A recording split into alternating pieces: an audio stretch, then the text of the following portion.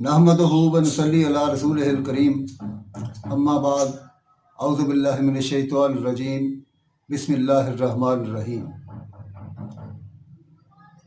दोस्तों, हमने पिछली नशिस्त में हज़रत यूसुफ़ अलैहिस्सलाम के किस्से के तहत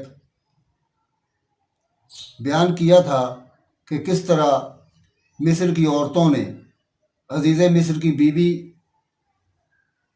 की ज़ियाफ़त में हुस्न यूसुफ़ अलैहिस्सलाम देखकर अपनी उंगलियां काट ली थीं। तो आज हम बयान करेंगे कि हज़रत यूसुफ़ अलैहिस्सलाम को अज़ीज़ मिस्र ने कैद खाने में डाल दिया।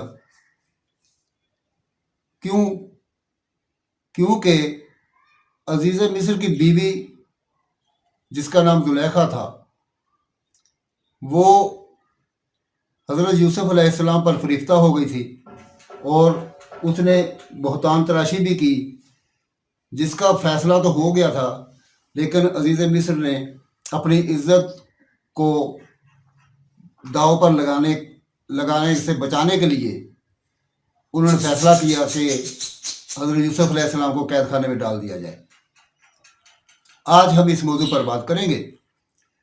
अज़ीज़ मिस्र ने हज़रत यूसुफ़ अलैहिस्सलाम की बेगुनाही साबित हो जाने के बावजूद आपको कैद खाने में डाल दिया ताकि अपने ख़ानदान के ऐब को छुपा सके और लोग इस किस्से को फरामोश कर दें।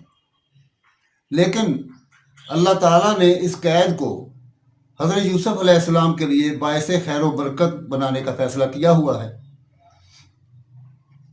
इरशाद बारी ताला है, फिर बावजूद इसके कि वो लोग निशान देख चुके थे, उनकी राय यही ठहरी कि कुछ अरसे के लिए इन यानी यूसुफ़ अलैहिस्सलाम को कैद ही कर दें, और उनके साथ दो और जवान भी दाखिल जिंदान हुए। उनमें से एक ने कहा कि मैं ख्वाब में देखता हूँ कि शराब के लिए अंगूर निचोड़ रहा हूँ। दूसरे ने कहा कि मैंने भी ख्वाब देखा है, मैं ये देखता हूँ कि अपने सर पर रोटियां उठाए हुए हूँ और परिंदे उनमें से खा रहे हैं, लिहाजा हमें उनकी ताबीर बता दीजिए कि हम तुम्हें नेकोकार समझते हैं। यूसुफ ने कहा कि जो खाना तुमको मिलने वाला है वो आने नहीं पाएगा कि मैं उससे पहले तुमको इनकी ताबीर बता दूंगा। ये उन बातों में से है जो मेरे परवरदिगार ने मुझे सिखाई हैं। जो लोग अल्लाह पर ईमान नहीं लाते और रोज़े आखिरत का इनकार करते हैं, मैं उनका मजहब छोड़े हुए हूँ और अपने बाप दादा इब्राहीम और इसहाक और याकूब के मजहब पर चलता हूँ। हमें लायक नहीं कि किसी चीज़ को अल्लाह के साथ शरीक बनाएं। ये अल्लाह का फजल है हम पर भी और दूसरे लोगों पर भी, लेकिन अक्सर लोग शुक्र नहीं करते। मेरे जेल खाने के साथियों, भला कई जुदा जुदा आका अच्छे या एक अल्लाह यकता व गालिब? जिन चीज़ों की तुम अल्लाह के सिवा परस्तिश करते हो वो सिर्फ नाम ही नाम है जो तुमने और तुम्हारे बाप दादा ने रख लिए हैं। अल्लाह ने उनकी कोई सनद नाज़िल नहीं की। सुन रखो कि अल्लाह के सिवा किसी की हुकूमत नहीं। उसने हुक्म दिया है कि उसके सिवा किसी की इबादत ना करो। यही सीधा दीन है, लेकिन अक्सर लोग नहीं जानते। मेरे जेल खाने के रफीकों, तुम में से एक तो अपने आका को शराब पिलाया करेगा और जो दूसरा है वो सूली दिया जाएगा और परिंदे उसका सर नोच खाएंगे। जो अमर तुम मुझसे पूछते थे उसका फैसला हो चुका है।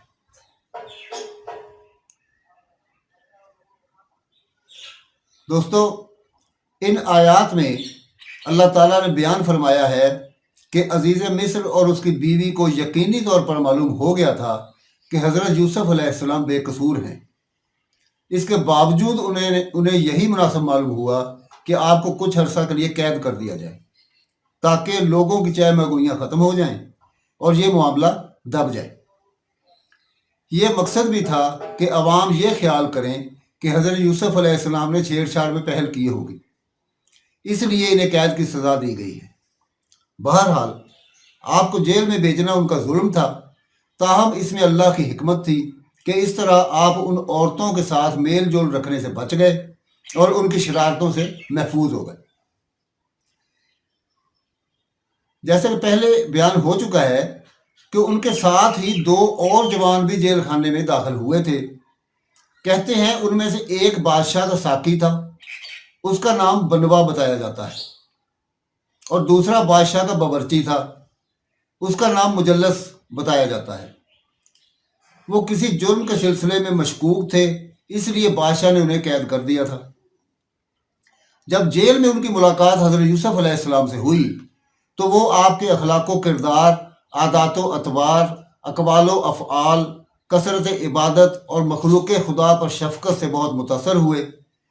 ان میں سے ہر ایک کو ایک خواب آیا جو اس کے شب و روز کے مشاغل سے مناسبت رکھتا تھا۔ مفسرین فرماتے ہیں ان دونوں نے ایک ہی رات میں خواب دیکھا۔ ساقی نے خواب میں دیکھا کہ انگور کی بیل کی 3 شاخیں ہیں، ان میں پتے اگ آئے اور انگوروں کے گچھے لگ کر پک گئے۔ اس نے انہیں لے کر بادشاہ کے پیالے میں نچوڑا اور اسے وہ مشروب پلا دیا۔ روٹیاں پکانے والے باورچی نے دیکھا کہ اس کے سر پر روٹیوں کی 3 ٹوکریاں ہیں اور پرندے سب سے اوپر کی ٹوکری سے کھا رہے ہیں۔ دونوں نے حضرت یوسف علیہ السلام کو اپنا اپنا خواب سنایا اور تعبیر کی درخواست کی۔ دونوں نے کہا ہمیں تو آپ خوبیوں والے شخص دکھائی دیتے ہیں۔ آپ نے انہیں بتایا کہ وہ خوابوں کی تعبیر کے علم سے بخوبی واقف ہیں، اور کہا تمہیں جو کھانا دیا جاتا ہے اس کے تمہارے پاس پہنچنے سے پہلے ہی میں تمہیں اس کی تعبیر بتلا دوں گا۔ اس کی تشریح اس طرح بھی کی جاتی ہے کہ تمہیں جو خواب بھی نظر آئے میں اس کی تعبیر کے واقع ہونے سے پہلے تعبیر بتا دوں گا، پھر جیسے میں نے بتایا ہوگا اسی طرح واقع ہوگا۔ اور ایک مطلب یہ بھی بیان کیا گیا ہے کہ تمہارے پاس کھانا آنے سے پہلے میں بتا سکتا ہوں کہ وہ کھانا کیسا ہوگا، میٹھا یا کھٹا، جیسے حضرت عیسیٰ علیہ السلام نے فرمایا تھا، اور جو کچھ تم کھاؤ اور جو اپنے گھروں میں ذخیرہ کرو میں تمہیں بتا دیتا ہوں۔ آپ نے فرمایا یہ سب کچھ مجھے اللہ نے سکھایا ہے، کیونکہ میں اس پر ایمان رکھتا ہوں، اس کی توحید پر کاربند ہوں اور اپنے معزز اجداد ابراہیم خلیل الرحمن، اسحاق اور یعقوب علیہ السلام کے مذہب و ملت کا متبع ہوں۔ ہمیں ہرگز یہ سزاوار نہیں کہ ہم اللہ تعالیٰ کے ساتھ کسی کو بھی شریک کریں۔ یہ ہم پر اللہ کا خاص فضل ہے کہ اس نے ہمیں اس کی ہدایت بخشی، اور تمام لوگوں پر بھی کہ اس نے ہمیں حکم دیا کہ ہم انہیں اسی کی طرف بلائیں اور ان کی اس طرف رہنمائی کریں۔ یہ عقیدہ توحید ان کی فطرت میں پیوست ہے اور ان کی جبلت میں شامل ہے، لیکن اکثر لوگ ناشکری کرتے ہیں۔ پھر حضرت یوسف علیہ السلام نے انہیں توحید کی دعوت دی اور غیر اللہ کی عبادت کی مذمت فرمائی، معبودان باطلہ کی تحقیر اور ذوف کو واضح فرمایا، اور کہا کہ اے میرے قید خانے کے ساتھیو، کیا کئی ایک متفرق پروردگار بہتر ہیں یا ایک اللہ زبردست طاقتور؟ اس کے سوا تم جن کی پوجا پاٹ کر رہے ہو وہ صرف نام ہی نام ہیں جو تم نے اور تمہارے باپ دادا نے خود ہی گڑھ لیے ہیں۔ اللہ تعالیٰ نے ان کی کوئی دلیل نازل نہیں فرمائی، فرما روائی صرف اللہ تعالیٰ کی ہے، یعنی وہی اپنی مخلوق میں تصرف کرتا ہے اور جو چاہتا ہے کر لیتا ہے، جسے چاہتا ہے ہدایت دیتا ہے اور جسے چاہتا ہے گمراہ رہنے دیتا ہے۔ اس کا فرمان ہے تم سب سوائے اس کے کسی کی عبادت نہ کرو، یعنی وہ اکیلا ہے، اس کا کوئی شریک نہیں۔ یہی دین درست ہے، یعنی سیدھا اور صحیح راستہ ہے، لیکن اکثر لوگ نہیں جانتے اور وہ اس کے واضح ہونے کے باوجود اس تک نہیں پہنچ سکتے۔ حضرت یوسف علیہ السلام کا اس موقع پر انہیں تبلیغ کرنا انتہائی حکمت و کمال کا مظہر ہے، کیونکہ ان کے دلوں میں آپ کی عظمت جاگزیں ہو چکی تھی، لہٰذا وہ آپ کی بات سننے اور تسلیم کرنے پر آمادہ تھی۔ اس لیے مناسب تھا کہ انہوں نے جو کچھ دریافت کیا انہیں اس سے زیادہ اہم اور زیادہ مفید عمل کی طرف توجہ دلائی جاتی۔ پھر جب آپ تبلیغ کا فرض ادا کر چکے اور ان کی رہنمائی فرما چکے تو فرمایا، اے میرے قید خانے کے رفیقو، تم دونوں میں سے ایک تو اپنے بادشاہ کو شراب پلانے پر مقرر ہو جائے گا۔ علماء فرماتے ہیں کہ اس سے مراد ساقی ہے، لیکن دوسرا سلیب دیا جائے گا اور پرندے اس کا سر نوچ کھائیں گے۔ کہتے ہیں اس سے مراد باورچی ہے۔ تم دونوں جس کے بارے میں استفسار کر رہے تھے اس کام کا فیصلہ ہو چکا ہے، یعنی یہ لازماً ہو کر رہے گا۔ اسی لیے حدیث میں آیا ہے کہ رسول اللہ صلی اللہ علیہ وآلہ وسلم نے فرمایا، جب تک خواب کی تعبیر نہ کی جائے وہ پرندے کے پاؤں پر ہے، اس کا واقعہ ہونا اور نہ ہونا دونوں ممکن ہیں، جیسے پرندے کے پیر میں پکڑی ہوئی چیز کا گرنا اور نہ گرنا دونوں ممکن ہیں۔ جب تعبیر کر دی جائے تو وہ واقع ہو جاتی ہے۔ ارشاد باری تعالیٰ ہے، اور دونوں شخصوں میں سے جس کی نسبت یوسف نے خیال کیا کہ وہ رہائی پا جائے گا، اس سے کہا کہ اپنے آقا سے میرا ذکر بھی کرنا، لیکن شیطان نے ان کا اپنے آقا سے ذکر کرنا بلا دیا اور یوسف کئی برس جیل خانے ہی میں رہے۔ اللہ تعالیٰ بیان فرماتا ہے کہ حضرت یوسف علیہ السلام نے اس شخص سے کہا جو ان کے خیال میں نجات پانے والا تھا، یعنی ساقی سے کہا، اپنے بادشاہ سے میرا ذکر بھی کر دینا، یعنی بادشاہ کو میرا معاملہ بتانا اور میرا بغیر جرم کے قید ہونا ذکر کرنا۔ اس سے ثابت ہوتا ہے کہ اسباب کو اختیار کر کے کوشش کرنا جائز ہے، اور یہ اللہ رب العالمین پر توکل کے منافی نہیں۔ پھر اسے شیطان نے اپنے بادشاہ سے ذکر کرنا بلا دیا، یعنی شیطان نے چھوٹ جانے والے قیدی کو بلا دیا کہ حضرت یوسف علیہ السلام نے اس سے جو تاکید کی تھی اس کا ذکر بادشاہ سے کرتا۔ حضرت مجاہد، محمد بن اسحاق رحم اللہ علیہ اور دوسرے متعدد علماء کرام نے یہی فرمایا ہے اور یہی درست ہے۔ اہل کتاب کے ہاں بھی بائبل میں یہی لکھا ہوا ہے۔ قرآن مجید میں ارشاد باری تعالیٰ ہے، اور اس یعنی یوسف نے کئی سال قید خانے میں ہی کاٹے۔ جن حضرات نے فَأَنْسَاهُ الشَّيْطَانُ ذِكْرَ رَبِّهِ کا یہ مطلب بیان کیا ہے کہ شیطان نے حضرت یوسف علیہ السلام کو اپنے رب کی یاد بلا دی، ان کا موقف درست نہیں۔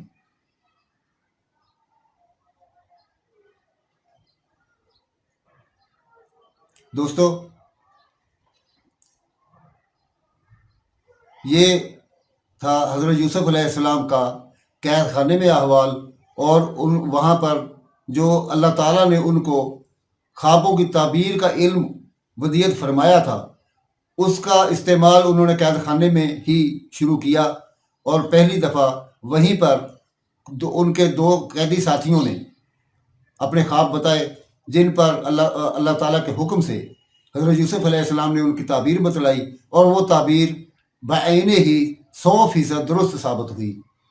تو ان میں سے ایک جس کو آپ نے یہ فرمایا تھا کہ تم چھوٹ جاؤ گے، رہا ہو جاؤ گے، اور تم اپنے بادشاہ کو جا کر شراب پلاؤ گے، تو اس شخص سے حضرت یوسف علیہ السلام نے یہ بھی فرمایا کہ جب تم یہاں سے چلے جاؤ اور اپنے بادشاہ کے پاس جاؤ تو بادشاہ سے میرا ذکر بھی کرنا۔ لیکن جیسا کہ بیان ہو چکا کہ شیطان نے اس شخص کو یہ بلا دیا کہ وہ حضرت یوسف علیہ السلام کا ذکر بادشاہ سے کرتا۔ اس طرح سے حضرت یوسف علیہ السلام کئی سال تک قید خانے میں ہی رہے۔ تو ہم اگلی نشست میں انشاءاللہ تعالی بات کریں گے کہ حضرت یوسف علیہ السلام قید خانے سے باہر کیسے آئے۔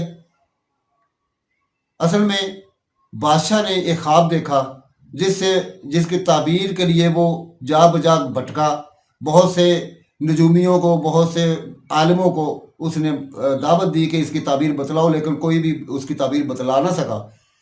تو پھر اس وقت اس شخص کو یاد آ گیا کہ حضرت یوسف علیہ السلام نے مجھے کہا تھا کہ بادشاہ سے میرا ذکر کرنا.